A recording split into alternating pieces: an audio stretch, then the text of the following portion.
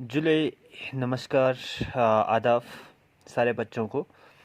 स्वागत है मेरे चैनल सर समस्तन में। तो आज मैं आप लोगों को जो सैम्पल पेपर जो सीबीएसई की तरफ से 2021 और 22 का सेकंड टर्म जो आपका होने जा रहे हैं, उसका मैं सैम्पल पेपर जो है आप लोगों को सॉल्व करने जा रहा हूँ। ठीक है, तो उम्मीद करता हूँ कि आप लोग इस वीडियो को देखकर आपका प्रिपरेशन जो है अच्छी तरह से हो। और साथ ही साथ जिन लोगों ने कितना मेरा ये चैनल कितना सब्सक्राइब नहीं किया है तो सब्सक्राइब कर लेना, ताकि मैं और भी आप लोगों को जो डिफ़िकल्ट क्वेश्चन है वो कितना आप लोगों को इस माध्यम से आप लोगों को पहुंचा सकूं। ठीक है, तो स्टार्ट करते हैं। इसमें आप लोगों को क्या है 40 मार्क्स का क्वेश्चन है, जिसमें आपको इंस्ट्रक्शन दिया है। इसमें सेक्शन 3 सेक्शन है। फर्स्ट सेक्शन में आपका 6 क्वेश्चन होगा 2-2 मार्क्स का। ठीक है, उसके बाद सेक्शन बी है, उसमें 4 क्वेश्चन होगा 3-3 मार्क्स का। और सेक्शन सी, उसमें भी अगर आपको 4 क्वेश्चन होगा वो 4 मार्क्स का होगा। ठीक है, तो बहुत आप ये बेसिक सैम्पल पेपर कर रहा हूँ, बहुत ही इजी है। आप लोगों को उम्मीद करता हूँ ये पूरा जो है मैं आसान तरीके से, आसान मेथड से आप लोगों को समझाने की कोशिश करूँगा। ठीक है, तो स्टार्ट करते हैं बच्चों सेक्शन ए से। फर्स्ट क्वेश्चन हमें दिया है, find the root of the quadratic equation 3x² minus 7x minus 6 is equal to 0। और इसमें ऑप्शन भी दिया गया है, तो मैं आप लोगों को ऑप्शन भी बता रहा हूँ। ऑप्शन में दिया है, find the value of k for which quadratic equation 3x² plus kx plus 3 is equal to 0 has real and कितना टू एंड इक्वल रूट देते तो। ठीक है, इक्वल रूट बताया गया है।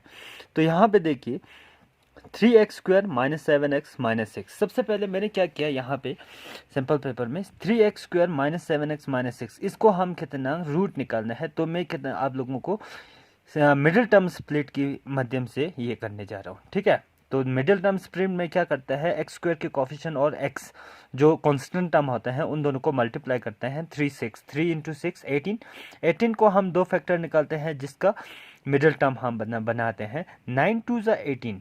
ठीक, और 9 में से 2 माइनस किया तो हमें क्या बचेगा 7, जो मिडिल टर्म है। तो मैंने मिडिल टर्म की जगह पे ये वाला लिखा 9x माइनस कितना 2x। उसके बाद 3x² माइनस 9x और 2x माइनस 6, इन दोनों में से और इन दोनों में से कॉमन लेंगे। 3x² माइनस 9x में से 3x कॉमन लिया तो x माइनस 3 बचेगा। ठीक है, और 2x माइनस 6 में से कॉमन लेंगे तो 2 कॉमन ले सकते हैं ना, तो x माइनस 2 3 सर 6। तो इसमें से जो ब्रैकेट में आता है वो कॉमन आते हैं, तो x minus 3 is equal to 0, इसके 0 के साथ कंपेयर करेंगे। और 3x प्लस 2 जो बाहर बच जाते हैं उसको भी हम 0 से कंपेयर, तो x इज इक्वल टू 3 और 3x इज इक्वल टू, ये पॉजिटिव है उस तरफ जाएगा तो नेगेटिव, और ये मल्टीप्लाई उस तरफ जाएगा तो डिवाइड।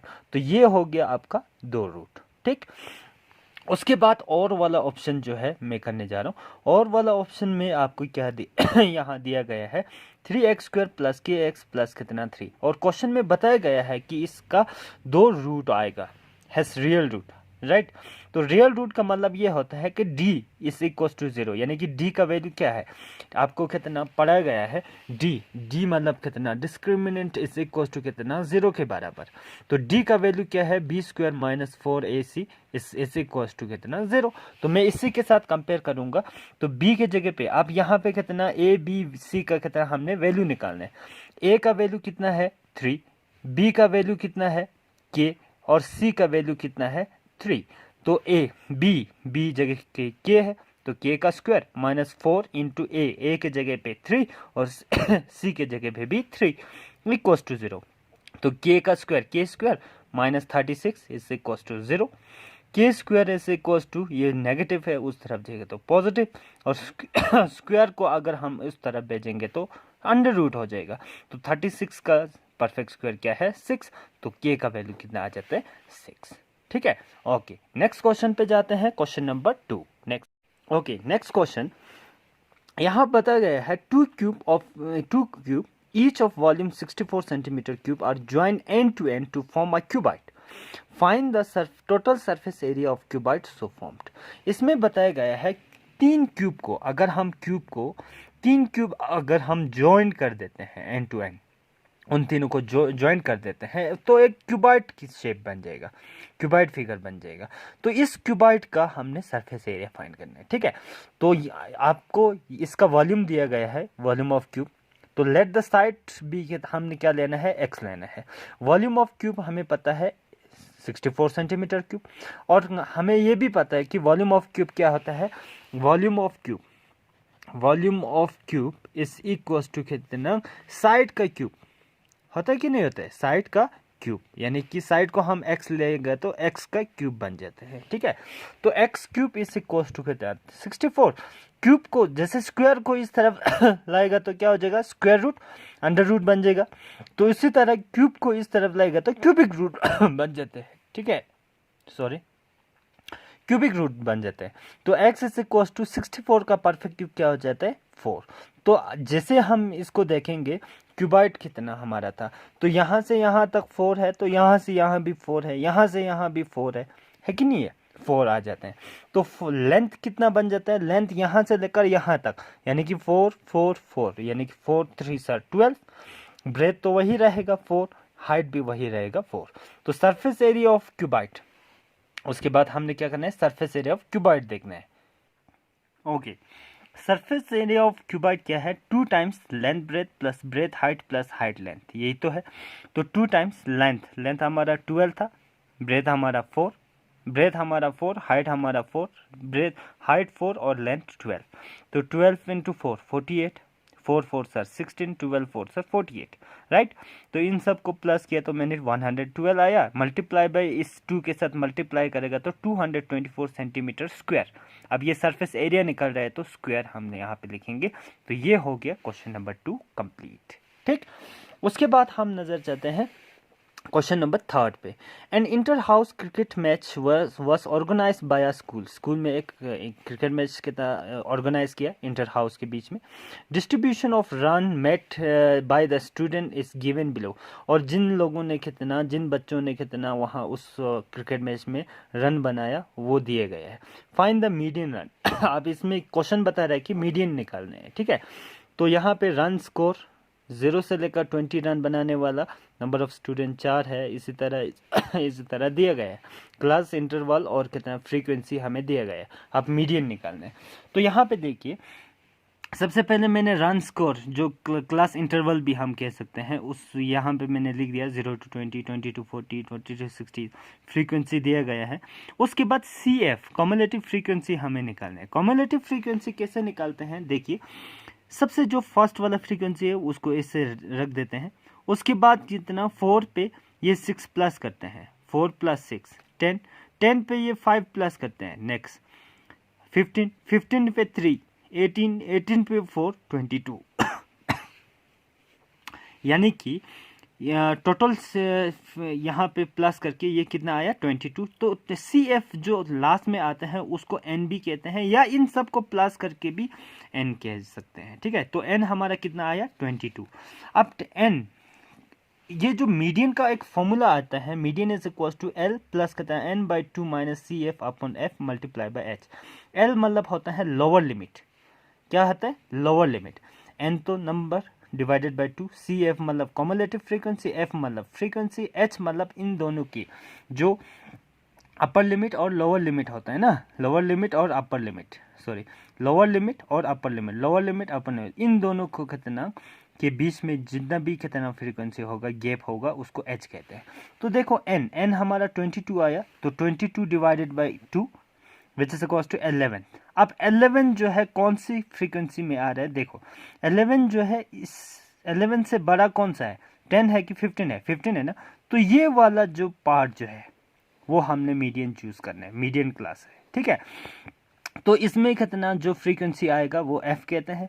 इसका लोअर लिमिट ये वाला 40 हो गया, और CF जो है इससे प्रीसीडिंग यानी कि इससे आगे वाला लेते हैं, हमेशा ही याद रखना, ठीक है।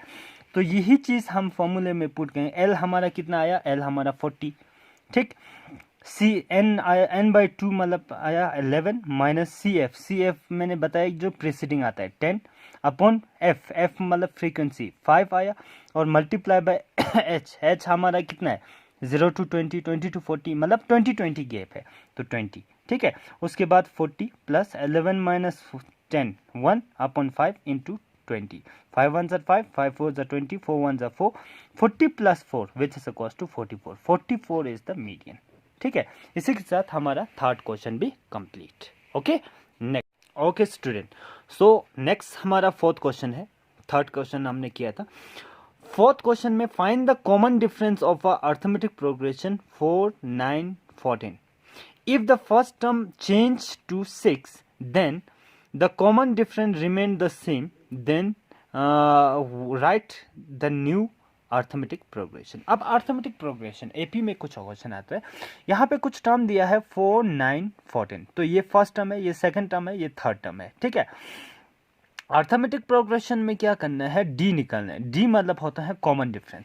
डी निकालने का कुछ फॉर्मूला होता है, डी इज इक्वल टू कितना, हमारा क्या होता है a2 minus a1, a3 minus a2, यानी कि जो प्रिसीडिंग है, जो टर्म दिया गया है, जैसे कि 4 यहाँ पे दिया था, 9 14 दिया था ना, तो ये a1 है, ये a2 है, ये a3 है, तो d निकालने का फॉर्मूला a2 माइनस a1, यानी कि a2 कितना है 9 माइनस a1 कितना है 4, 9 माइनस 4 करना है। फिर उसके बाद a3 माइनस a2, 14 माइनस 9 करना है, ठीक है। तो इसी तरह मैंने किया यहाँ पे a2 minus a1 which is equal to 9 minus 4 which is equal to 5, a3 minus a2, a3 हमारे पास 14 है, माइनस कितना a2 9 which is equal to 5, तो d हमारा कितना आ जाता है 9। तो d कॉमन डिफरेंस तो निकल आ गया। अब क्वेश्चन क्या रहा है कि अगर यहाँ पे तो फर्स्ट टर्म 4 था ना, यहाँ पे फर्स्ट टर्म जो है 4 था, ए फर्स्ट टर्म को ए ही कहते हैं। अब अगर a चेंज हो जाएगा 6 होगा, a हमारा कितना होगा 6, और कॉमन डिफरेंस d हमारा वही रहेगा 5, ठीक है। फिर न्यू अर्थमेटिक प्रोग्रेशन कितना होगा। अब अर्थमेटिक टर्म निकालने का एक फॉर्मूला है, a1 होता है a ही, ठीक है। a2 का फॉर्मूला होता है a प्लस डी होते हैं, a3 का फॉर्मूला होता है a प्लस 2d होते हैं, यानी कि यहाँ पे 3 होगा तो यहाँ पे 2।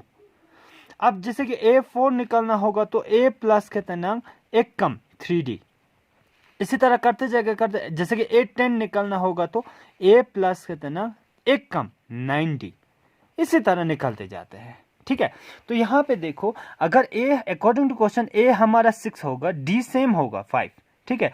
तो a1 कितना हुआ, a1 मतलब a ही होता है 6, a2 हो गया a प्लस d, यानी कि a हमारा 6 है, d हमारा 5 है, तो 6 प्लस 5 कितना हुआ 11।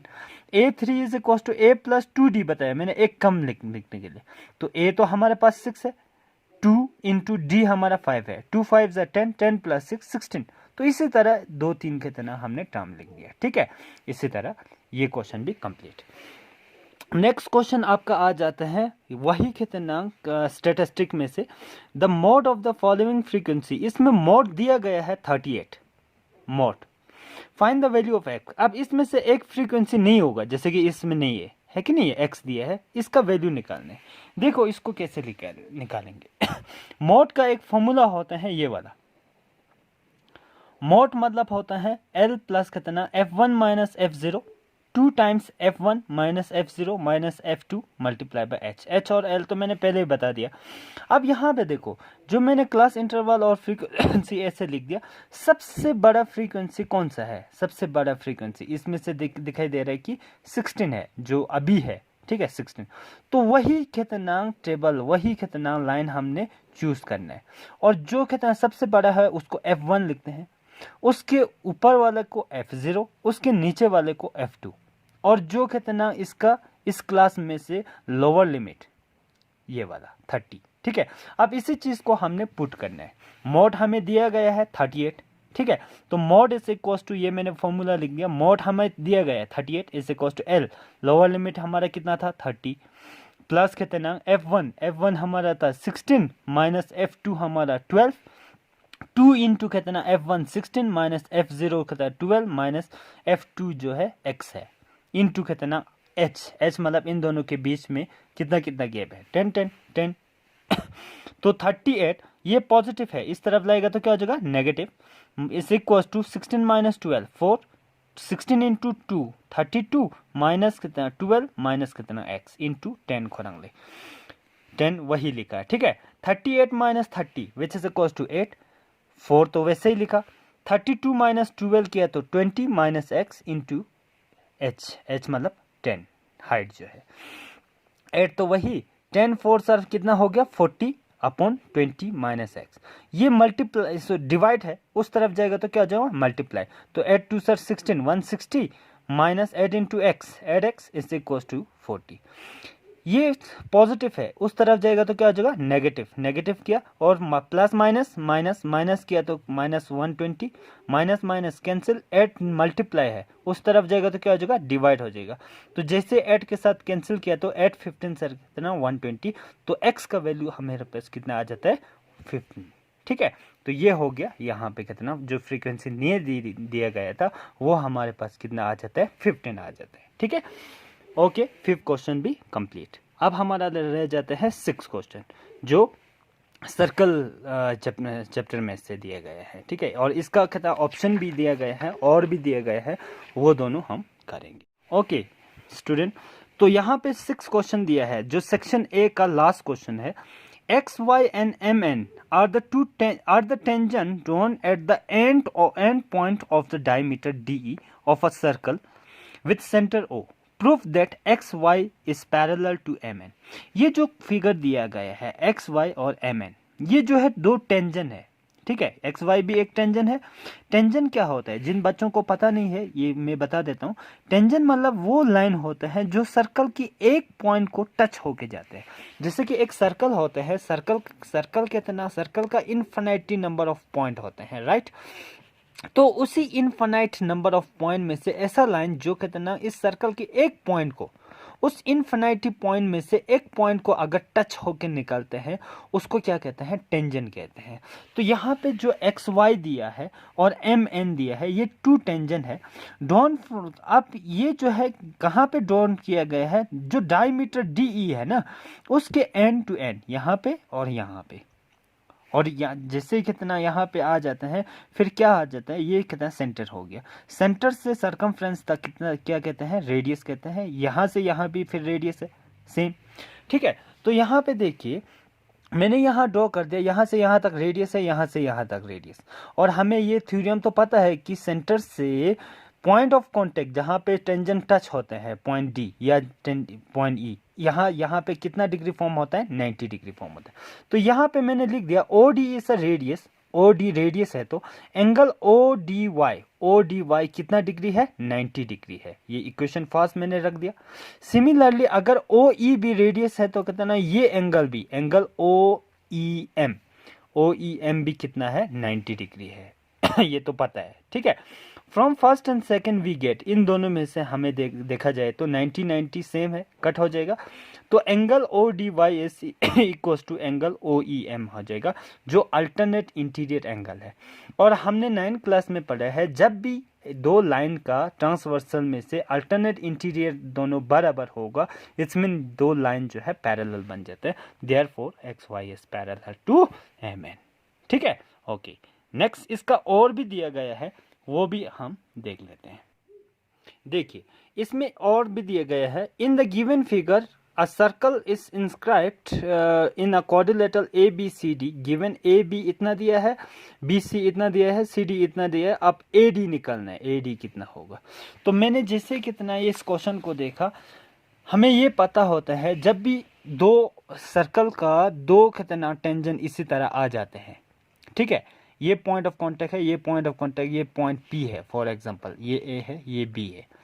तो हमें ये पता है कि exterior length of the tangent, ये जो exterior length of the tangent ए से लेकर पी तक और बी से लेकर पी तक ये हमेशा बराबर होता है, ठीक है, जब दो टेंजेंट आते हैं। तो जैसे मैंने ये देखा यहाँ पे जो इंस्क्राइब कर रहा है सर्कल को, तो ये ए बी टेंजेंट है, सी बी सी टेंजेंट है, सी डी टेंजेंट है, ये टेंजेंट है। तो पॉइंट ऑफ कांटेक्ट मैंने ले लिया पी क्यू आर एस। तो ये भी टेंजेंट, ये भी tangent, A P is equal to A S होना चाहिए, B P is equal to B Q होना चाहिए। सी क्यू और सी आर बराबर होना चाहिए, डी आर और डी एस बराबर होना चाहिए। यही चीज़ मैंने लिखा, we know that A P is equal to A S exterior length of the tangent. उसी तरह ये भी बराबर, ये भी बराबर, सब exterior length of the tangent. Equation first second third fourth लिख दिया।